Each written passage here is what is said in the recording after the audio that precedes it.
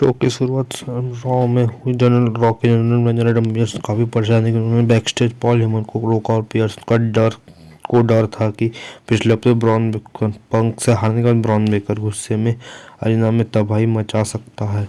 Piers की warning. Piers ने हेमन से कहा, साफ कर दिया अपने लड़के ब्रॉन बेकर को साफ बोल देना कि अगर वो बैडमिंटन के साथ यहाँ आया तो अच्छा नहीं होगा, उसे घर भेज दो। हेमन ने क्या जवाब दिया? पॉल हेमन ने कहा, अपने क्लासिक स्टाइल में कहा, स्माइल करा और कहा कि वो सिर्फ एक रैकल और एक ब्रॉन बेकर अपने फैसले खुद लेता है। हेमन ने सबटाइटल ढंग से पियर्स को चिढ़ाया और किया और एक गुस्से वाले शेर ब्रॉन बेकर को काबू करने की कोशिश ना करे। फिर उसके बाद मैच से पहले शुरुआत नई वुमेन्स टैग टीम चैंपियन रिया रिप्ले और रियो स्काई, जिनको रियो कहा जाता है, उन्होंने रिंग में आकर अपनी जीत की सेलिब्रेट किया। कहा पूरा डिवीजन में कोई उनके लेवल का नहीं है। और तभी लिव और रॉक्सेन पर बाहर आए। उनका कि लिव ने कभी टाइटल हारी थी, इंजरी की वजह छोड़ना पड़ा था, इसलिए वो असली चैंपियन नहीं है। इसके बाद बेल्ली और लारा वाल्की ने इंटरप्ट किया और टाइटल शॉट मांगा। माहौल गर्म था तभी के बाद जो कि former tag team champion Asuka Kairi Sane ने पीछे से रिया रिप्ले और रियो स्काई के ऊपर अटैक कर दिया और रिंग भारी ब्राउली लड़ाई हुई, लेकिन रिंग में रियो ने सबको बाहर निकाल दिया रिंग से और क्लियर कर दिया कि वो भी करंट टैग टीम चैंपियन वो है। डिवीजन ऑस्टिन थियरी और लुक ब्रॉन्सन अपने मेंटर पॉल हेमन और लोगन पॉल के साथ दिखे। उन्होंने डिस्कस किया कि उनको कैसे पेंटा और ड्रैगन लीग को ख़त्म करके दिखाए कि विजन ही रॉ का फ्यूचर है। लोगन पॉल काफ़ी कॉन्फिडेंट थे, लेकिन बैकस्टेज माहौल टेंशन से भरा था क्योंकि ब्रॉन बेकर वहाँ मौजूद नहीं था और जो ग्रुप की सबसे बड़ी मसल पावर है। फिर यहाँ मैच चल रहा है डिवीजन और लूजाडोर्स का, पेंटा और ड्रैगन लीग का। ब्रॉन बेकर के एंट्री मैच के बीचों बीच में ब्रॉन बेकर ने क्राउड से आकर अचानक ड्रैगन लीग को एक भयानक स्पीयर दिया। रेफरी ने तुरंत मैच डिस्क्वालीफाई कर दिया, लेकिन ब्रॉन नहीं वहाँ नहीं रुका। उन्होंने पेंटा पर भी अटैक किया। ब्रॉन ने इस मौके का फ़ायदा उठाकर पेंटा पर अपना फिनिशर सुनामी लगा दिया। और क्लाइमैक्स जब एडम पियर्स ने सिक्योरिटी के साथ रिंग में ब्रॉन बेकर पर चिल्लाने लगे तो पियर्स ने इतने गुस्से में थे कि उन्होंने ब्रॉन बेकर को धक्का दिया और कहा कि I am sick of this. फिर ब्रॉन बेकर ने पियर्स को गोला पकड़ लिया गुस्से में और उन्होंने कॉर्नर पर दे मारा। पियर्स को जान से मारने तक की धमकी दे दी। डिवीजन के बाकी मेंबर ने बड़ी मुश्किल से ब्रॉन बेकर को पीछे हटाया और पकड़ के रखा। बैकस्टेज जाते वक्त पियर्स ने गुस्से में अनाउंस किया कि ब्रॉन बेकर इंडेफिनेटली सस्पेंड किया, हमेशा के लिए, काफ़ी टाइम के लिए, जब तक। क्लोजिंग सेगमेंट में बैकस्टेज हेमन लीगल शो होने के बाद एक और सेगमेंट दिखा जहां पॉल हेमन ने एडम पियर्स को घेर लिया और हेमन ने कहा कि पियर्स ने बहुत बड़ी गलती कर दी है। उन्होंने पॉइंट आउट किया कि तुमने पहले ब्रॉन बेकर पर हाथ उठाया था। मेरे पास फुटेज है और मेरे लॉस तैयार है। हेमन ने पियर्स को डराया और यह सस्पेंशन के बाद उन पर बहुत महंगा पड़ेगा।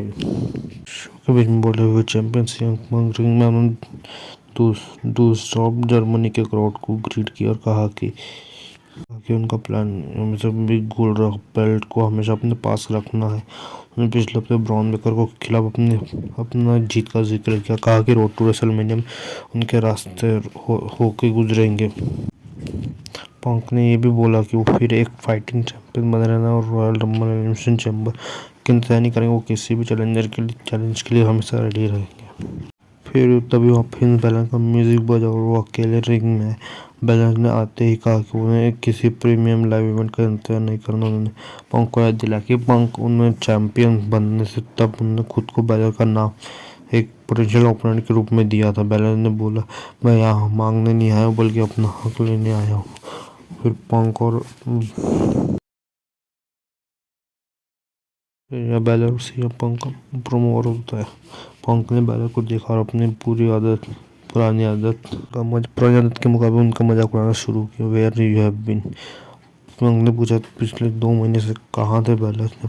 उन्होंने टॉन्ट मारा कि वो सिर्फ वीडियो गेम खेल रहे या जजमेंट डे के ड्रामा में बिजी रहते। फिर बूट रिमार्क पंक ने सबसे बड़ी पंचलाइन मारी जब उन्होंने कहा कि कुछ हफ्तों पहले तुम मुझे लगा था कि तुम बस लिव मॉर्गन के जूते बूट्स चमका रहे हो, साइनिंग कर रहे हो।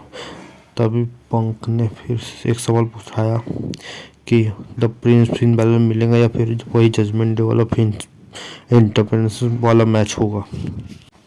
The tourist belt fire Ireland challenge Punk ने इतने चार्जअप हो गए थे कि उन्होंने उसी वक्त मैच शुरू करने के लिए अपनी शर्ट मतलब आधी रात के शो में चैलेंज करने के लिए तैयार थे, लेकिन फिन बैलर ने अपना हिल टैक्टिक हिल वाला वर्क किया फिर, लेकिन फिन बैलर ने उन्हें मना कर दिया। बैलर ने कहा कि जैसे पंक को शिकागो में होम फील्ड एक्नॉलेज मिलता है, एडवांटेज मिलता है, वैसे ही मैं ये मैच नेक्स्ट वीक वेलफेस्ट आयरलैंड्स जो कि फिन बैलर का होम टाउन है, इस मैच को पंक वर्सेस द प्रिंस का नाम दिया और प्रॉमिस किया कि वो आयरलैंड में एक नया वर्ल्ड चैंपियन मिलेगा आयरलैंड के। फिर सीएम पंक ने एक चैलेंज को एक्सेप्ट किया और उन्होंने कहा कि दोस्त फॉल्ट के क्राउड से माफ़ी मांगना चाहता हूँ कि वो आज नहीं लड़ रहे, लेकिन मैं बेलफेस्ट के में फिन को हराने के बाद उनसे माफ़ी मांगूंगा जब मैं उन्हें जीटीएस उनके लोगों के सामने जीटीएस मार के सुला दूंगा। और अगले मंडे नाइट रो जनवरी 19